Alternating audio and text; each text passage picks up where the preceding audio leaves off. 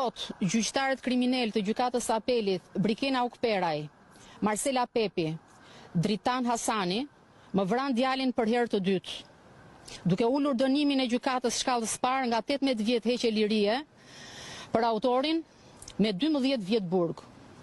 Saga e korrupsionit ka filluar nga gjykata e shkallës parë, nga prokurori Albert Demirneli, i cili ka bërë një dosje për Stivin, ku ai është i akuzuar i kryesor, ndërsa vrasësi është një qytetar model. Por shpresa ime vetme ishte drejtësia te gjykata e apelit, e cila sot vërtetoi që është e korruptuar në rënjë. Thërisja në oborrin e gjykatës, të lumtudora o çun.